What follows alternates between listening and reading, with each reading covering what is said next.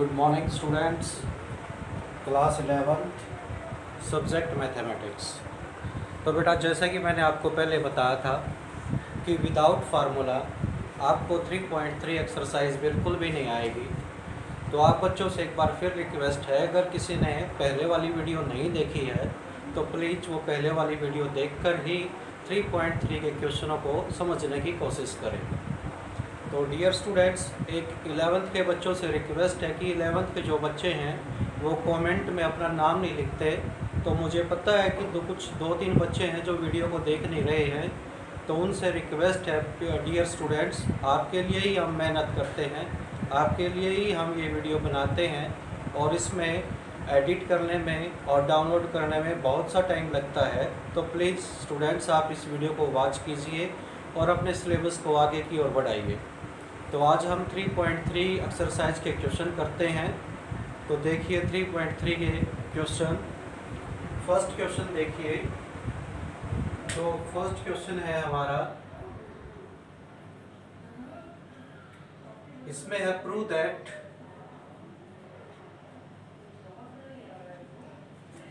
Sign square pi upon 6 plus cos square pi upon 3 minus ten square pi upon 4 is equal to -1 upon 2। ये हमारा first question है।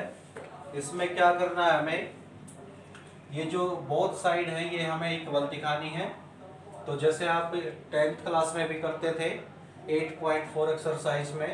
तो solution देखिए। तो ये है बेटा हमारा, हम लेफ्ट हैंड साइड लेकर चलते हैं।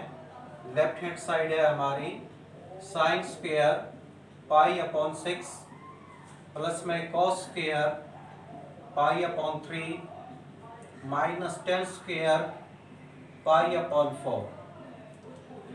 तो मैंने आपको पहले ही बता दिया था बेटा, यहाँ पर रफ लाइन लगाकर मैं फिर बता देता हूँ।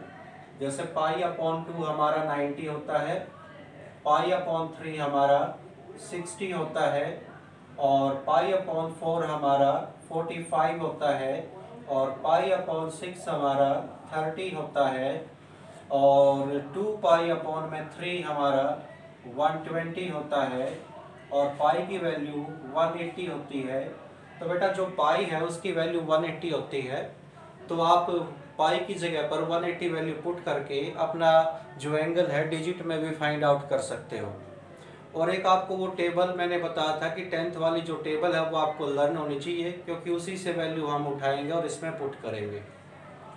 ये देखिए साइन स्क्वायर पाई अपॉन 6 है, इसको हम लिख सकते हैं साइन पाई अपॉन 6 और इसका स्क्वायर, प्लस में ये कोस स्क्वायर पाई अपॉन 3 है तो हम इसको लिख सकते हैं कोस पाई अपॉन 3 और इसका स्क्वायर। और ये 10 स्क्वायर पाई अपॉन 4 है, इसको हम लिख सकते हैं 10 पाई अपॉन 4 और इसका स्क्वायर।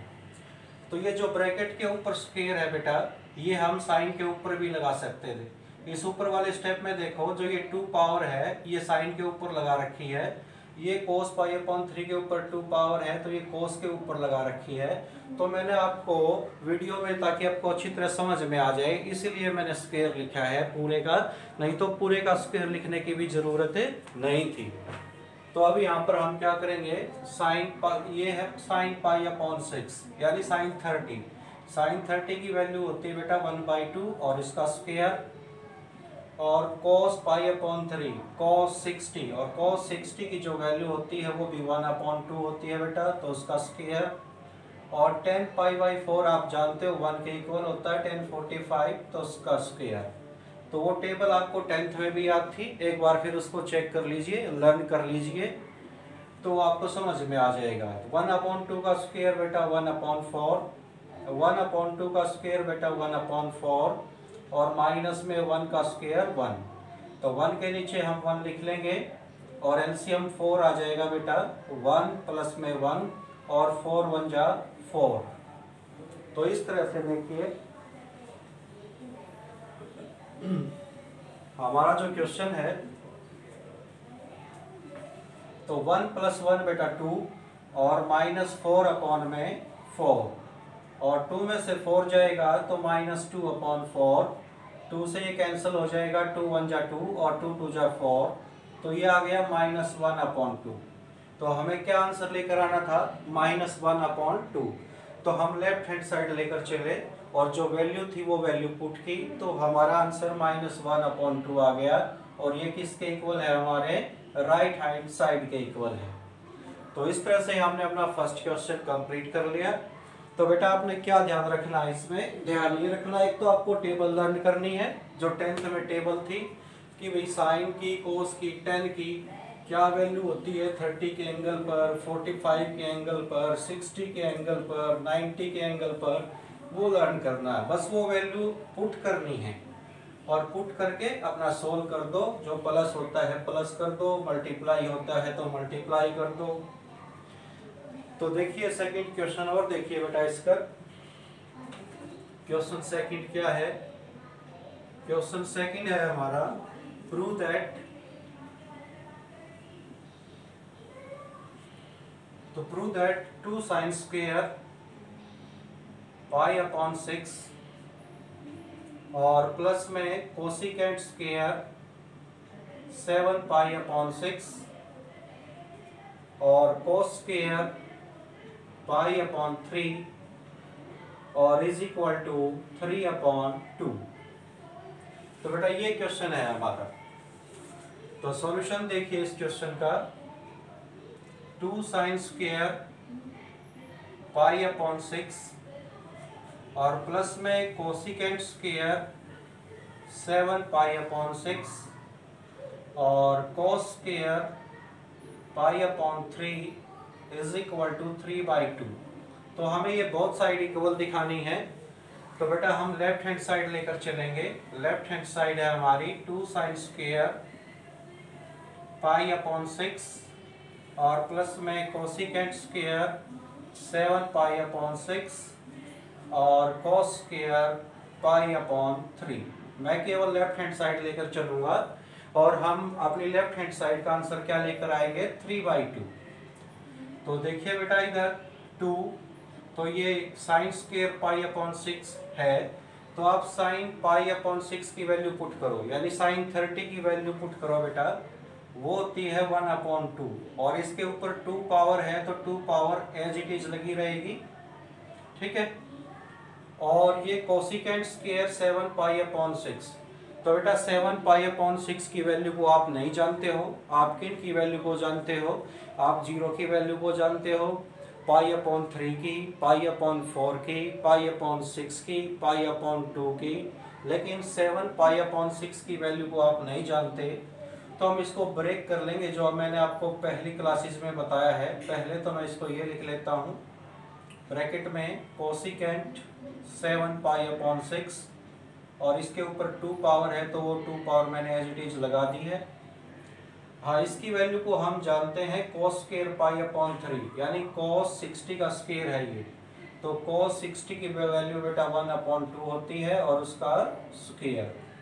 तो ये बीच वाली टर्म की मैंने वैल्यू क्यों नहीं पुट की, क्योंकि इसकी वैल्यू हम नहीं जानते हैं डायरेक्टली, तो इसको हम ब्रेक करके वैल्यू निकालेंगे। 2 मल्टीप्लाई 1/2 का स्क्वायर बेटा 1/4 और प्लस में, तो देखिए इस ब्रैकेट के अंदर बेटा हम कैसे लिखेंगे, इस कोसिकेंट और इस 7 π/6 को मैं लिख सकता हूँ पाई प्लस में π/6 और इस ब्रैकेट का स्क्वायर मल्टीप्लाई 1/2 का स्क्वायर बेटा 1/4। तो आपने किस पर ध्यान देना है, जो ये बीच वाली टर्म चल रही है अभी तक, इस पर ध्यान देना है। ये कोसिकेंट 7 π/6 थी, तो इसको मैंने लिख दिया पाई प्लस π/6। आप दोबारा से एलसीएम लोगे तो यही आएगा 7 π/6, 6 1 जा 6, 6 पाई में 1 पाई ऐड करेंगे तो 7 π/6 आएगा। अब मैंने आपको पहले बता रखा, ये कैंसिल हो जाएगा, 2 2 जा 4, ये आ जाएगा 1/2 प्लस, तो बेटा पहले वाली वीडियो में मैंने बता रखा था ये क्या है, पाई है, तो पाई क्या होता है 180, तो 180 पर एंगल चेंज नहीं होता फंक्शन, कोसिकेंट का क्या रहेगा, कोसिकेंट ही रहेगा और इसके जो पीछे है वो एंगल लग जाएगा π/6। और एक चीज़ आपको बताई थी कि चेंज करने के बाद जो भी है चेंज होता है या नहीं होता है, वो काम करने के बाद आप साइन जरूर देखना कि साइन क्या आएगा। तो यहाँ पर देखिए बेटा, पाई में कुछ क्वांटिटी ऐड है, तो पाई में कुछ क्वांटिटी ऐड है, तो ये थर्ड क्वाड्रेंट में चला गया। अब थर्ड क्वाड्रेंट में कोसिकेंट क्या होता है, आने वाला नहीं देखना बेटा, जो पहले है वो देखना है, ऊपर वाला जो आया है उसको मत देखो, ऊपर वाला है उसको देखो। तो कोसिकेंट थर्ड क्वाड्रेंट में माइनस का होता है, क्यों? क्योंकि थर्ड क्वाड्रेंट में केवल टेंजेंट और कोट प्लस के होते हैं, बाकी चारों हमारे ट्रिग्नोमेट्रिक फंक्शन माइनस के होते हैं। तो यहाँ पर आगे हम माइनस लगा देंगे और इसके ऊपर क्या है बेटा, स्क्वायर और मल्टीप्लाई में 1/4। तो इस तरह से हमने इसको यहाँ तक सोल्व किया है। तो अब नीचे से कहनी बची है, तो हम क्या करेंगे बेटा, ऊपर से इरेज कर देते हैं। तो ऊपर से इरेज करके ऊपर करते हैं इसको आगे सोल्व। मैं ऊपर वाला इरेज कर देता हूँ क्योंकि नीचे अभी जगह नहीं बची। तो देखिए बेटा, यहाँ पर लाइन लगा लेता हूँ मैं। तो क्या आया है हमारा, 1/2 प्लस, फिर ब्रैकेट है, ब्रैकेट के अंदर माइनस, और ये है कोसिकेंट π/6। तो ये है कोसिकेंट 30। तो कोसिकेंट 30 की वैल्यू आप कैसे पता लगाओगे, तो कोसिकेंट का रेसिप्रोकल होता है साइन। तो आप साइन 30 की वैल्यू देखो बेटा 1/2 और उसका रेसिप्रोकल कर दो 2/1। 2/1 को क्या कहेंगे, 2 कहेंगे। तो ये 2 आ गया और इसके ऊपर है स्क्वायर और इसके मल्टीप्लाई में चल रहा है हमारा 1/4। तो 1/2 प्लस बेटा -2 का स्क्वायर प्लस का 4 आएगा, क्योंकि ऊपर कैसी पावर है A1, तो माइनस का क्या कर देगी प्लस, और मल्टीप्लाई 1/4। तो बेटा 4 से 4 कैंसिल हो गया, तो 1/2 प्लस में 1 बच गया। तो यहाँ पर एलसीएम क्या आ जाएगा 2, 1 2 1 जा 2, तो 2 + 1 तो 3/2। यही हमें प्रूव करना था। राइट हैंड साइड हमारी क्या है 3/2, तो ये बेटा हमारी राइट हैंड साइड आ गई। तो पिछली वीडियो में मैंने बेटा जो भी आपको बताया था कि 90 पर और 270 पर एंगल चेंज होता है, और 180 और 360 पर हमारा ट्रिग्नोमेट्रिक फंक्शन चेंज नहीं होता। हाँ, चेंज होगा तब भी और चेंज नहीं होगा तब भी। उसके बाद आपको साइन जरूर देखना है कि वो कौन से क्वाड्रेंट में लाई करता है, साइन प्लस का आएगा या माइनस आएगा।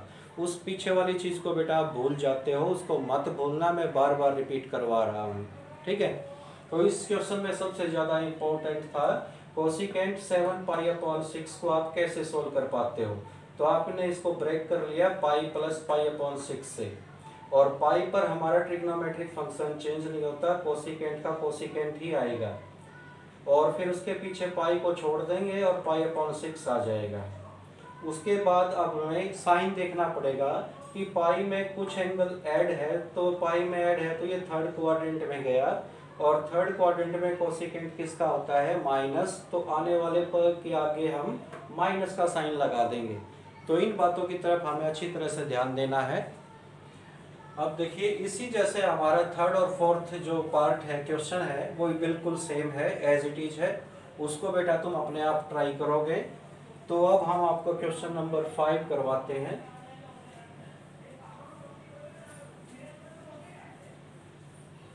क्वेश्चन नंबर 5 देखिए,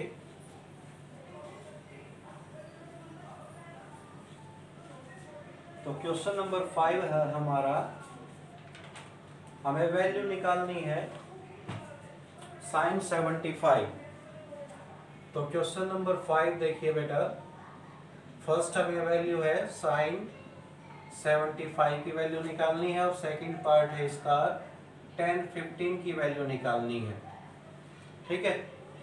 तो सॉल्यूशन देखिए बेटा, फर्स्ट का sin 75 इसकी वैल्यू निकालेंगे हम। तो आप इस फार्मूले को जानते हो, sin a + b। तो ये फार्मूला होता है बेटा sin a और cos b और प्लस cos a और sin b। अगर आपने लर्न नहीं किए हैं तो फिर दोबारा से लर्न कर लीजिए। मैं हर प्रत्येक क्वेश्चन में आपको फार्मूला बताऊंगा कि कौन सा लग रहा है, ठीक है। इससे ज़्यादा हम क्या कर सकते हैं, हम टीचर आपको क्वेश्चन के साथ में फार्मूला फिर दोबारा से बता रहे हैं, लेकिन आपको क्या चाहिए था कि फार्मूला पहले ही याद करके रखो जो फार्मूले आपको बताए हैं। तो बेटा जो ये साइन 75 है इसको मैं क्या लिख सकता हूँ, साइन 45 प्लस 30। अगर मैं 45 में 30 ऐड करूँगा तो 75 ही आएगा। तो मैंने साइन 75 को ऐसे लिख दिया, साइन 45 प्लस 30। कोई बच्चा कहे कि सर हम दूसरी तरह से भी लिख सकते हैं, जैसे 60 प्लस में 15, ऐसे भी लिख सकते हो आप बेटा, 60 प्लस में 15। कोई बच्चा कहेगा सर क्या मैं ऐसे भी लिख सकता हूँ 50 प्लस 25? नहीं लिख सकते। क्यों नहीं लिख सकते?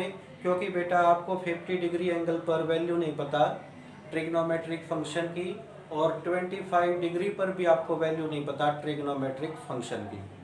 ट्रिग्नोमेट्रिक फंक्शन हमारे होते हैं sine, cos, tangent, cotangent, secant, cosecant. इनकी वैल्यू केवल और केवल आपको पता है बेटा 0 डिग्री पर, 30 डिग्री पर, 45 डिग्री पर, 60 डिग्री पर और 90 डिग्री पर, इन्हीं पर पता है। तो इन्हीं को आपस में प्लस करके या सब्ट्रैक्ट करके उस नंबर को लेकर आओ, फिर उसके फार्मूले में वो पुट करो, वैल्यू आ जाएगी। तो मैंने 75 को लिख दिया 45 प्लस 30। तो मैं इस पर ये ऊपर वाला फार्मूला लगाऊंगा, 45 प्लस में 30। तो यहाँ पर ए का काम मेरा कौन करेगा, 45, बी का काम कौन करेगा, 30। तो मैं यहाँ पर लिखूंगा साइन ए और कॉस बी। जहाँ पर मैं ए बोलूँगा वहाँ पर 45 लिखूंगा, जहाँ पर मैं बी बोलूँगा वहाँ पर 30 लिखूंगा। तो साइन ए कॉस बी और कॉस ए और साइन बी। तो जो ऊपर वाला जो मैंने फार्मूला लिखा था वो फार्मूला मैंने अप्लाई किया है। तो अब देखिए इस साइड में क्या आ जाएगा आपका साइन, और 45 प्लस 30 क्या आ जाएगा, 75। यहाँ पर साइन 45 की वैल्यू पुट करो बेटा 1/√2, कोस 30 की वैल्यू पुट करो बेटा √3/2, प्लस में कोस 45 की वैल्यू बेटा 1/√2, और साइन 30 की वैल्यू होती है बेटा 1/2। तो √3 की 1 के साथ मल्टीप्लाई √3, √2 की 2 के साथ मल्टीप्लाई 2√2, प्लस 1 की 1 के साथ मल्टीप्लाई 1, और √2 की 2 के साथ तो 2√2। एलसीएम क्या आ गया बेटा, सेम आ गया, 2√2 एलसीएम आ गया। तो क्या आ गया हमारा √3 प्लस में 1। तो ये आ गया बेटा हमारा √3 प्लस में 1। तो हम कभी भी रूट की वैल्यू नीचे नहीं रखते। तो अब हम इसको क्या करेंगे, रेशनलाइज करेंगे। तो देखिए इधर जगह नहीं बची है, मैं इसको यहाँ पर ऊपर लाइन लगाकर करवाता हूँ। तो हमारा जो आंसर आ चुका है बेटा वो आ चुका है √3 प्लस में 1 और अपॉन में 2√2। तो हम कभी भी आंसर में रूट की वैल्यू नहीं रख सकते डिनोमिनेटर में, न्यूमरेटर में तो रही रहे, हमें कोई प्रॉब्लम नहीं है। डिनोमिनेटर में हम अपनी पूरी जिंदगी, पूरी लाइफ कभी भी डिनोमिनेटर में एक तो रूट नहीं छोड़ेंगे, और एक आगे आएगा एक आयोटा नहीं छोड़ेंगे। उस आयोटा को बाद में बताएंगे, वो आगे आएगा। तो हम इसको डिनोमिनेटर से क्या करते हैं, रेशनलाइज कर देते हैं। डिनोमिनेटर में 2√2 था तो इसी से मल्टीप्लाई, इसी से डिवाइड। तो बेटा 2√2 की √3 के साथ मल्टीप्लाई करेंगे तो 2√6 हो जाएगा, और 2√2 की 1 के साथ करेंगे तो 2√2 हो जाएगा, और नीचे इनकी मल्टीप्लाई करेंगे तो ये हो जाएगा 4√4। तो बेटा जो रूट के अंदर है उसकी मल्टीप्लाई रूट के अंदर वाले से ही होगी, कभी बाहर वाले से नहीं होगी, और बाहर वाले की मल्टीप्लाई केवल और केवल बाहर वाले से होगी, कभी भी रूट के अंदर नहीं होगी। तो ऊपर से बेटा 2 कॉमन आ रहा है, तो क्या बच गया √6 प्लस में √2, और नीचे बेटा 4, और √4 का जो रूट है बेटा वो 2 होता है, तो 2 से 2 कैंसिल हो गया।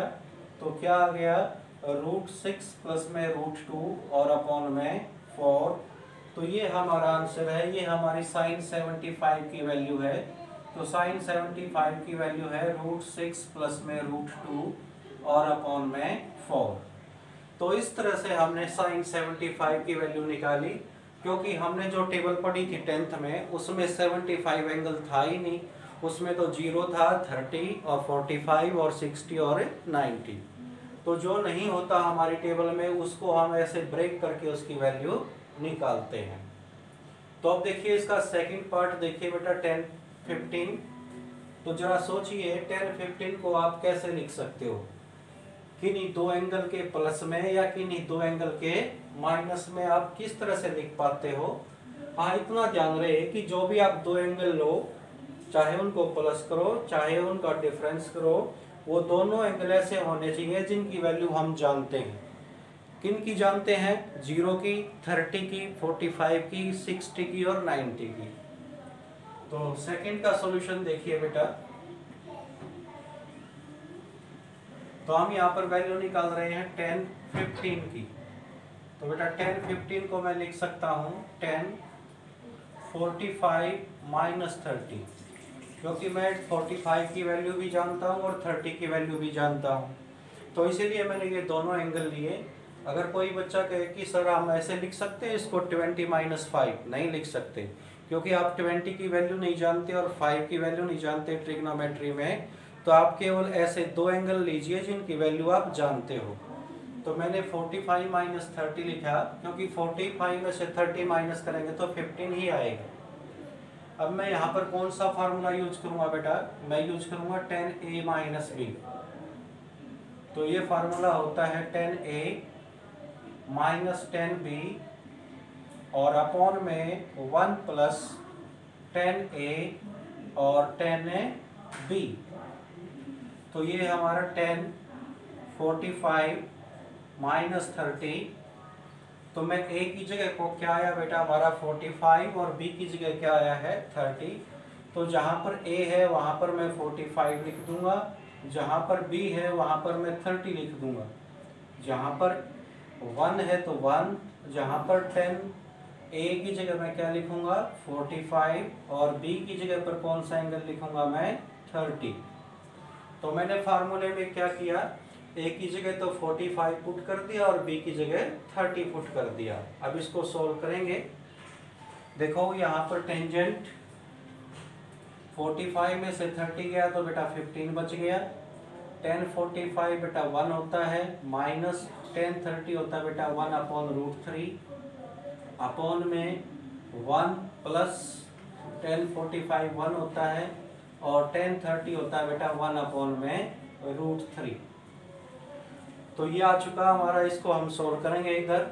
तो देखिए आप इधर मैं लाइन लगा लेता हूँ। तो 10, 15 किसके इक्वल आ चुका है? 10, 15 is equal to 1 minus 1 upon √3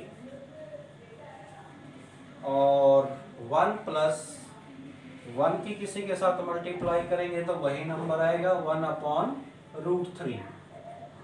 तो बेटा ऊपर न्यूमरेटर में हमारा एलसीएम √3 आ गया। तो क्या आ गया √3 माइनस 1, और बेटा इधर डिनोमिनेटर में भी हमारा एलसीएम √3 आ गया। तो यह आ गया √3 प्लस 1। तो आपको पता होगा बेटा एलसीएम से एलसीएम कैंसिल हो जाता है। अगर सेम एलसीएम है तो वो कैंसिल हो जाते हैं। अगर आपको इस तरह से समझ में नहीं आया तो आप नीचे वाली जो आपका नंबर है नीचे वाला वो रेसिप्रोकल होकर मल्टीप्लाई हो जाएगा, तब कैंसिल हो जाएगा। तो आप दोनों तरह से इसको समझ सकते हो। अब हमारा क्या बचा बेटा यहाँ पर √3 माइनस 1 और √3 प्लस 1। और मैंने आपको पिछले क्वेश्चन में भी बताया था कि कभी भी रूट की वैल्यू हम डिनोमिनेटर में नहीं छोड़ते। तो हम बेटा यहाँ पर इसका रेशनलाइज करेंगे। Rationalise by denominator, rationalise by denominator. तो नीचे जगह नहीं बची बेटा, तो मैं इधर का जो क्वेश्चन है उसको रब कर देता हूँ।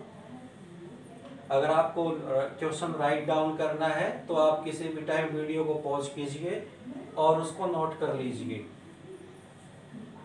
तो बेटा जब हम इसको रेशनलाइज करेंगे तो 10, 15 ये आ चुका हमारा √3 माइनस 1 और √3 प्लस 1। तो नीचे वाला जो बीच का साइन है प्लस का, उसको माइनस चेंज करके माइनस का हो जाएगा। तो उसी से तो ऊपर मल्टीप्लाई और बेटा उसी से नीचे। तो ऊपर दोनों सेम टर्म है तो क्या हो गया, √3 - 1 का स्क्वायर हो गया। और नीचे आपको पता है कि हमेशा रेशनलाइज में क्या होता है, a + b और a - b, यह हो जाएगा a का स्क्वायर और माइनस में b का स्क्वायर। तो ऊपर बेटा a - b का होल स्क्वायर है, तो इसको हम करेंगे a का स्क्वायर और प्लस में b का स्क्वायर और माइनस में 2 और a और b। और नीचे बेटा इस 2 से ये रूट कैंसिल हो जाएगा तो 3 आएगा और 1 का स्क्वायर 1 होगा। तो इस 2 से ये रूट कैंसिल हो जाएगा तो इधर क्या बचा बेटा, 3 बचा और 1 का स्क्वायर 1 और इन तीनों की हम मल्टीप्लाई करेंगे तो 2√3 और 3 में से 1 गया तो क्या बच गया, 2 बच गया। तो बेटा 3 + 1 कितना हो गया, 4 और -2√3 और अपॉन 2। और बेटा ऊपर से कॉमन क्या आ जाएगा, ऊपर से 2 कॉमन आ जाएगा तो 2 - √3 और नीचे 2। तो इस 2 से ये 2 कैंसिल हो जाएगा। तो हमारी जो 10 कितना था हमारा, 10 15, तो उसकी वैल्यू क्या आ गई, 2 - √3। ये हमारी 10 15 की वैल्यू आ गई 2 - √3। तो अब आगे नेक्स्ट क्वेश्चन देखिए बेटा, ये रेशनलाइज ही किया हमने, यहाँ से रेशनलाइज ही किया है, कोई और ज़्यादा बड़ा फंक्शन काम नहीं किया है, केवल रेशनलाइजेशन ही किया हमने। तो अब हम आपको करवाते हैं क्वेश्चन नंबर 6। तो क्वेश्चन नंबर 6 देखो बेटा,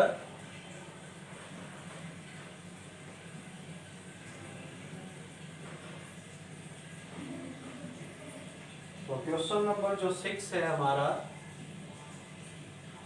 वो है cos π/4 - x cos π/4 - y और माइनस साइन π/4 + x और माइनस सॉरी यहाँ पर, और साइन π/4 - y और is equal to sine x + y, ये साइन और x + y। तो ये हमें प्रूव करना है, प्रूव दैट कि हमारी जो लेफ्ट हैंड साइड है वो किसके इक्वल दिखानी है, राइट हैंड साइड के। तो राइट हैंड साइड क्या हमारा, साइन x + y। तो इस क्वेश्चन को कैसे करेंगे वो देखिए। तो हम इसकी लेफ्ट हैंड साइड लेकर चलेंगे। तो लेफ्ट हैंड साइड क्या हो जाएगी बेटा, cos π/4 - x cos π/4 - y minus sine π/4 - x और साइन π/4 और -y। तो कौन सा फार्मूला लगेगा यहाँ पर बेटा, यूजिंग फार्मूला। तो फार्मूला मैं साथ में बताकर चल रहा हूँ आपको। तो ये फार्मूला लगेगा बेटा cos A और cos B minus sine A और साइन B, ये किसके इक्वल होता है, साइन cos, ये इक्वल होता है cos A + B के। इसके इक्वल होता है बेटा ये cos A + B के। चाहो तो आप अपनी मैथ की बुक में देख सकते हो या मैंने पहले वीडियो बनाई थी उसमें आप चेक कर सकते हो। cos A cos B minus sine A sine B किसके इक्वल होता है, cos A + B के इक्वल होता है। ठीक है, तो ये फार्मूला हम लगाएंगे बेटा। हमारा क्वेश्चन है cos π/4 - x और cos π/4 - y minus sine pi upon 4 minus x और साइन पाई अपॉन 4 और माइनस वाई। तो देखो ये कंप्लीट एंगल बेटा हमारा क्या है ए और ये क्या है बी। ये कंप्लीट एंगल हमारा ए और ये एंगल क्या है बेटा हमारा बी। तो क्या फार्मूला बन जाएगा इसका, कॉस और ए, ये हमारा पूरा एंगल ए के नाम से जाना जाता है, और प्लस बी, और ये वाला angle cos pi upon 4 minus x और प्लस में पाई अपॉन 4 और माइनस में वाई। हमने दोनों ब्रैकेट हटा दी। ब्रैकेट हटाएंगे तो साइन चेंज नहीं होंगे क्योंकि ब्रैकेट के आगे क्या है बेटा प्लस। तो अब आ गया हमारा cos पाई अपॉन 4 और पाई अपॉन 4 दोनों को इकट्ठा लिख लेता हूँ और माइनस एक्स और माइनस वाई पीछे लिख लेता हूँ। तो बेटा को पाई अपॉन 4 और पाई अपॉन 4 को यदि आप रफ में ऐड करोगे, देखिए इधर, तो आपको क्या मिलेगा, पाई अपॉन 2 मिलेगा। तो ये दोनों ऐड हो जाएंगे तो पाई अपॉन 2 और माइनस एक्स और माइनस वाई। अब मैं क्या करूँगा, इधर कॉस पाई अपॉन 2, दोनों में से माइनस कॉमन आ रहा है, माइनस कॉमन ले लेंगे तो अंदर क्या दोनों के साइन बदल जाएंगे, अंदर बचेगा x प्लस वाई। तो अब 90 पर पता है बेटा ये पाई अपॉन 2 90 है, तो 90 पर हमारा ट्रिग्नोमेट्रिक फंक्शन चेंज होता है।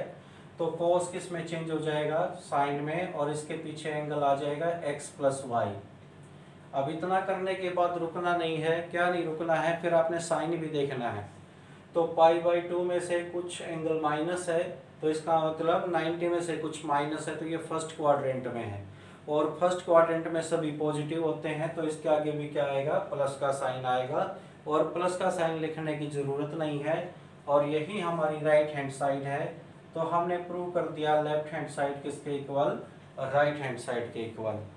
तो बेटा मैंने आपको बताया है कि यहाँ तक मैंने 6 क्वेश्चन सोल्व करवा दिए।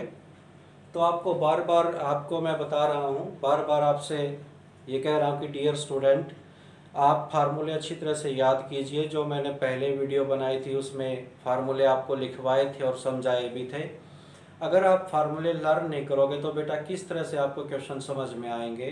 तो क्वेश्चन समझ में तभी आएंगे जब आपको फार्मूले टिप्स पर लर्न होंगे और आप अच्छी तरह से वीडियो को वॉच करोगे और देखोगे, बिल्कुल दिल से पढ़ना चाहोगे, मन लगाकर पढ़ना चाहोगे, तभी बेटा बात बनती है।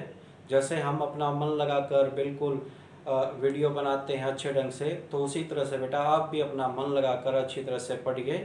Thank you.